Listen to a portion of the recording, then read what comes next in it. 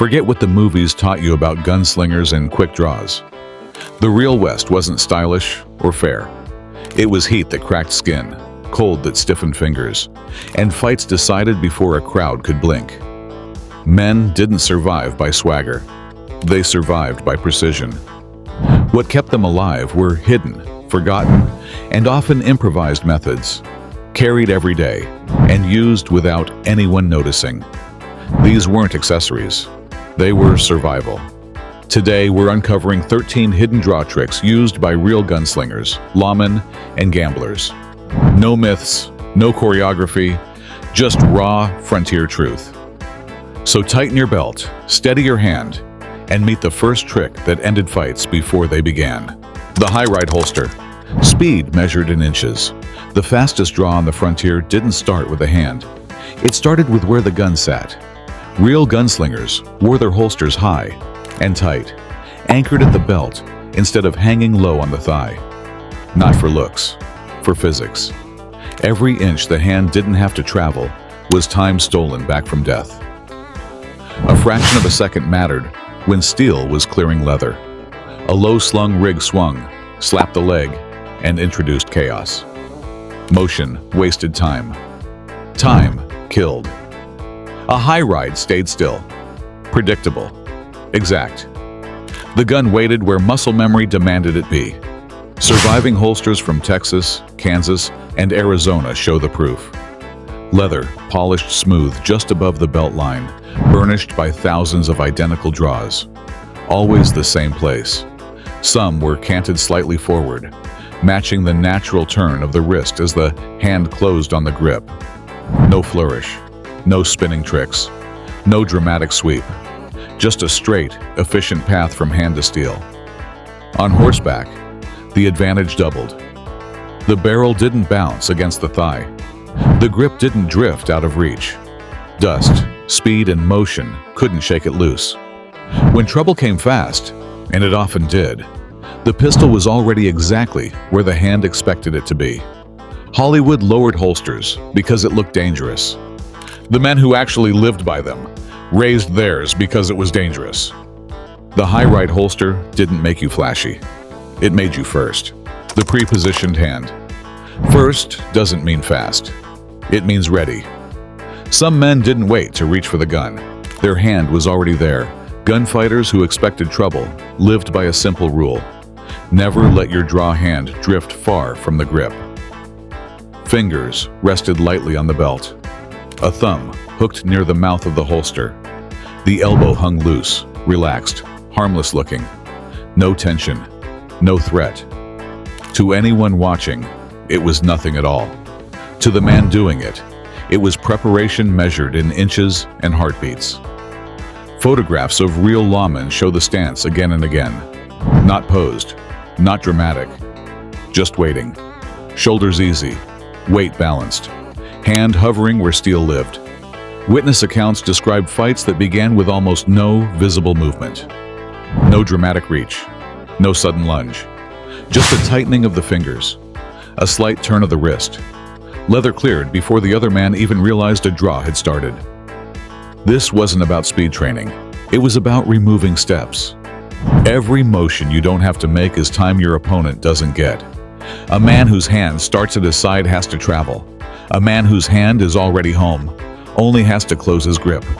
The difference is small on paper. On the street, it's everything. The pre-positioned hand didn't make the draw faster. It made hesitation impossible. It made the moment inevitable. The Mexican loop rig. If one holster truly belonged to the frontier, this was it. Not because it looked Western, but because it survived Western life. The Mexican loop rig was born from necessity along the borderlands, where gear failed fast and men couldn't afford replacements. Saddlers wrapped a wide skirt of leather behind the holster body, then cut slots and threaded the holster through, locking it in place without relying on fragile stitching. No weak seams, no delicate joins, strong, flexible, repairable in the field with a knife and spare leather. Exactly what a working man needed when towns were days away and trouble was never far. If this kind of real frontier detail matters to you, Subscribe now. This channel covers the gear and methods Hollywood never bothered to get right.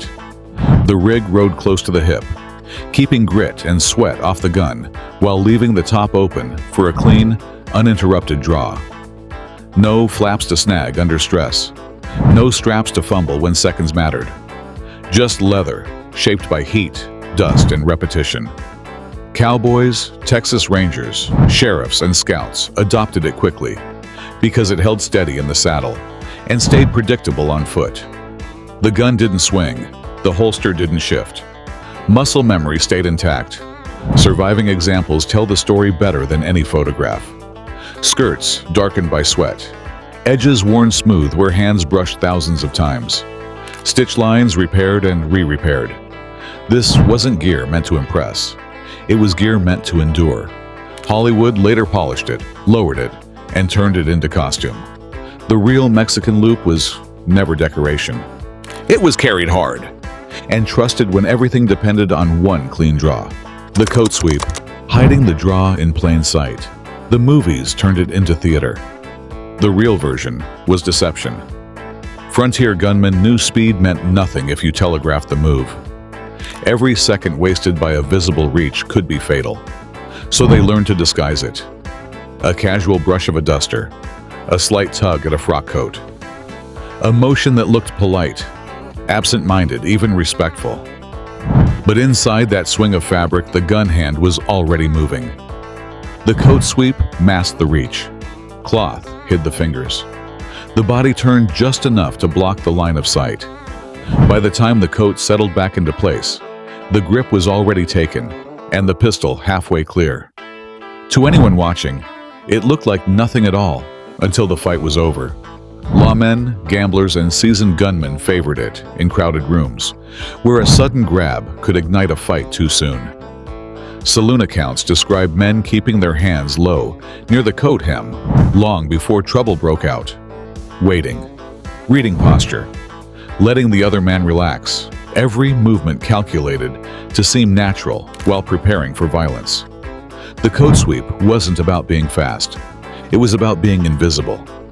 And on the frontier, the man you didn't see draw was usually the one who walked away. The cross-draw setup. It looked backward. It wasn't. The cross-draw carried the revolver on the opposite hip. Grip angled forward, built for men who lived seated as much as standing. Stage drivers, scouts, gamblers, and lawmen learned quickly that a strong side holster jammed against chairs, saddles, and saloon counters. Drawing meant twisting the torso or lifting the elbow high, slow, awkward, and easy to spot. The cross-draw cleared clean without either. The gun came free without announcing itself. The motion was simple. Reach across, grip, pull straight up and out. No flourish, no wasted movement. In tight spaces, it kept the muzzle clear of table edges and nearby bodies. In a crowded saloon, that mattered. On horseback, it mattered even more. A rider could draw without fighting the saddle horn or shifting his weight. The gun stayed accessible, whether sitting deep or leaning forward at a gallop. Veterans brought the habit with them from mounted service, and it spread among men who valued readiness over display. Photographs show grips facing forward, hands resting naturally near the belt. Not posed, not dramatic. A stance built for waiting, watching, and reacting. The cross-draw wasn't the fastest on open ground, where distance favored wide motion. But in real places, chairs, cards, crowds, it worked. And on the frontier, what worked was what survived. Tie-down holster anchoring. A holster that moved was a liability. On horseback, in a fight, or in a sudden draw, even a few inches of swing could cost everything. The answer was simple: tie it down. Working gunmen ran rawhide or leather thongs from the tip of the holster to the thigh, the chaps, or a small ring sewn into their trousers. The tie kept the muzzle from flaring outward and stopped the rig from riding up when the gun was pulled. No bounce, no twist. The holster stayed exactly where the hand expected it, every single time. Consistency mattered more than comfort. Photographs of trail riders and lawmen Show the detail clearly, if you know where to look. A thin cord disappearing behind the leg. No decoration, no show, pure function. Some used saddle lace, cut straight from worn tack. Others punched a hole through the holster and looped it directly around the thigh. It rubbed. It pulled. It wasn't comfortable, but it was reliable, and reliability kept men alive. On long rides, the tie-down kept the revolver from slapping the leg raw. In a fast draw, it prevented the holster from climbing with the gun, a mistake that could stall the draw at the worst possible moment. The gun came free, clean, smooth, and predictable. Hollywood later copied the look for drama. The real reason was control. Because when the moment came, there was no time to fight your own gear. The gun had to clear clean, or not at all. Holster, cutaway model. Frontier gunmen didn't wait for new gear. They fixed what they had. Standard holsters were often too tall, too stiff, or too slow for men who lived with a revolver every day. So they took blades to leather. The top edge near the trigger guard or hammer was cut away, carved into a half-moon opening that let the hand seat faster. Some shortened the mouth entirely, leaving the cylinder and hammer exposed for a cleaner, straighter pull. Less leather in the way meant less time lost. These weren't style choices. They were corrections. A high lip could snag a knuckle at the worst moment. A tight throat could stall a draw just long enough to matter. Every trim removed resistance. Many men stiffened the remaining leather with wax or tallow so it wouldn't collapse under stress. Others reinforced weak points with rivets when stitching failed, trading neat lines for strength. Surviving holsters tell the story better than words. Uneven cuts, tool marks left by pocket knives and awls. No two alike, each one shaped by trial, error, and close calls that never made it into photographs. Collectors call them custom pieces now. The men who made them never thought of it that way. To them, it was just making the gear work. The cutaway mod didn't make the draw flashy. It made it clean. And on the frontier, clean was fast enough to live. Misdirection draw. Not every fight in the West began with motion. Some began with belief.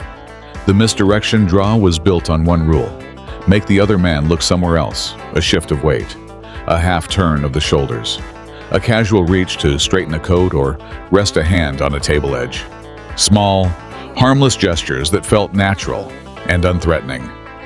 They lowered guard. They bought time. They shaped expectation. While the eyes followed the wrong movement, the real one began. The body angled just enough to hide the grip. Cloth masked the fingers.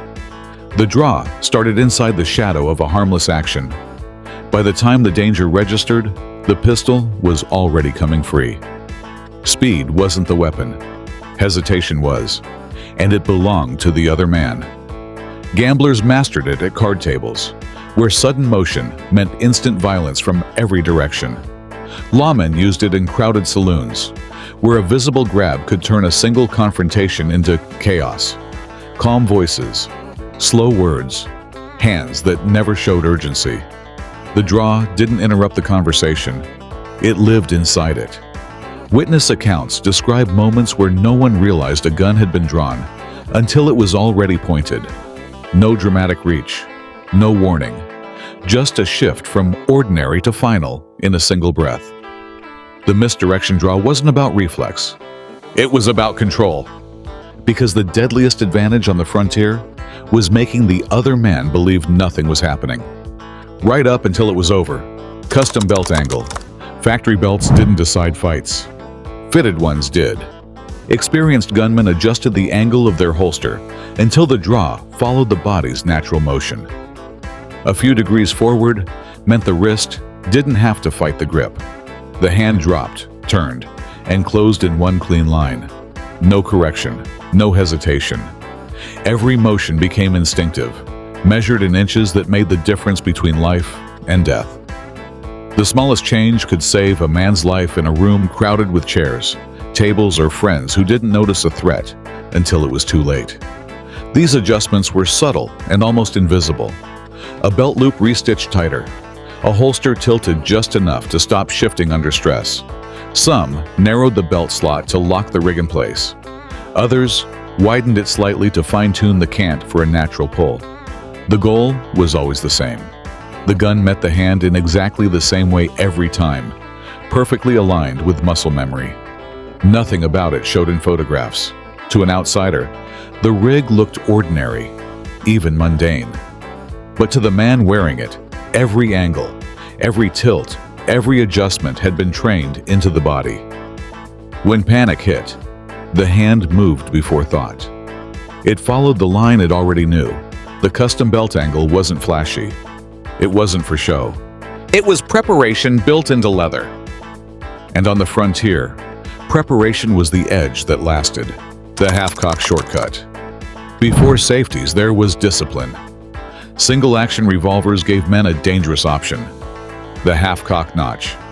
Used correctly, it allowed the cylinder to turn and the trigger to move while keeping the hammer short of firing. Skilled gunmen learned to integrate that notch into the draw itself, bringing the hammer back part-way as the pistol cleared leather, then finishing the cock in the same breath they leveled the muzzle.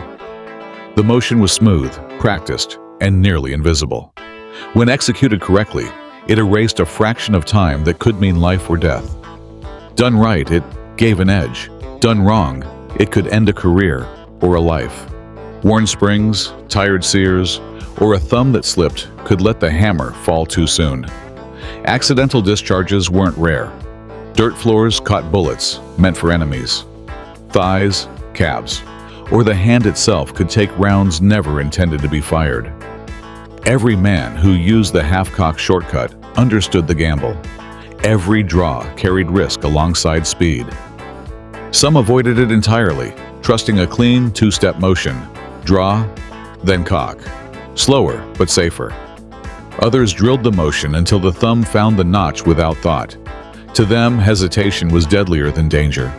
Muscle memory took over. The body acted before the mind could question it. The half-cock shortcut wasn't clever. It wasn't elegant. It was a compromise. A little more speed, paid for with danger, and only trusted by men who accepted both. Butt-forward cavalry draw.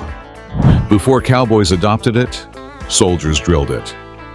Mounted troopers carried their revolvers high on the right hip, with the grip facing forward. From the saddle, it made sense. The left hand held the reins. The right crossed the body, twisted the wrist, and drew in one practiced motion. The gun cleared, clean without catching on the saddle or coat. If you're learning something new here, pause for a second. Subscribe now so you don't miss the rest of the forgotten mechanics that actually kept men alive. Veterans carried that habit west after service ended. Scouts, guards, and early lawmen kept the forward-facing grip because it felt familiar. On horseback, it worked. At speed, it worked. On foot, it was another story. The wrist twist made the draw awkward, and a bad grip could sweep the muzzle across the body before the hammer was cocked. Accidents followed. Many men abandoned it for safer cross-draw or strong-side rigs, but the mark remained. Photographs show the relics. Forward-angled holsters on men who learned to fight before they learned to ranch. The butt-forward draw wasn't refined. It was remembered. A soldier's shortcut carried into a new war, long after the bugle stopped.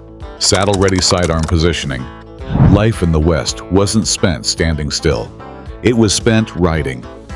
Gunmen who worked from the saddle positioned their sidearms differently than men who stayed on foot. The holster sat higher, tighter, and slightly forward so the grip stayed clear of the horse, the cantle, and the rider's thigh. A low or loose rig bounced with every stride, jammed against the saddle or bruised the leg at a gallop. Muscle memory alone couldn't overcome a swinging holster. A saddle-ready setup stayed locked, steady, and completely predictable. Every draw counted on precision, even at speed, even over uneven terrain. The goal wasn't speed on a boardwalk. It was access without losing control. Men learned to draw without lifting the elbow high, without twisting against the reins, without spooking the horse beneath them. Every movement had to be fluid. The gun needed to come free smoothly, even while the animal beneath them shifted, stumbled, or reared. Many paired this positioning with tie-downs or a forward cant, ensuring the muzzle stayed aligned and ready, never flaring in an unpredictable direction. On the frontier, a fight didn't wait for a man to dismount. A gun had to work in motion, or it might as well not exist. Saddle-ready positioning wasn't clever. It wasn't about show. It was survival, built for a world that never stood still, where every inch, every second, and every draw could decide who walked away and who didn't. The Bridgeport Spring Rig. This was speed without forgiveness. The Bridgeport Spring Rig stripped away leather, flaps, and every bit of restraint, replacing the holster with a spring steel clamp that locked directly onto the trigger guard. The revolver hung exposed on the belt, hammer ready, trigger uncovered. The draw was a single twist and pull, no leather to clear, no friction, no resistance at all. For a brief moment, it was the fastest setup anyone had ever seen. And then the accident started. A stumble on the trail, a horse shying beneath its rider, a coat brushing against the trigger. Men shot themselves before a fight even began. What looked like innovation turned into liability overnight. Word spread fast, and the rig disappeared almost as quickly as it arrived, remembered mostly in whispers and cautionary tales. Only a handful survive today, warped by rust, misuse, and decades of neglect. A silent warning etched in steel and corrosion. The Bridgeport Spring Rig taught the frontier a hard lesson. When you remove every safeguard, your own gear becomes the enemy. Every second gained in speed could be lost in a heartbeat of disaster. What promised advantage instead demanded vigilance, skill, and nerves far beyond what most men possessed. Sometimes the fastest draw is the one that kills you first. It wasn't clever. It wasn't safe. It was a reminder that on the frontier, innovation could be as deadly as the man facing you, and that survival often came to those who respected the limits of their tools. The frontier wasn't about luck. It was about preparation, skill, and knowing your edge before anyone else. These 13 hidden draw tricks weren't Hollywood theatrics. They were life or death methods, honed in dust, sweat, and danger. From high-ride holsters to Bridgeport rigs, every adjustment, every angle, every concealment mattered. If you want to uncover more forgotten gear, true stories of survival, and the real mechanics behind the legends of the West, subscribe and turn on notifications. Don't miss the next deep dive into frontier history, because in the West, knowing the edge meant everything.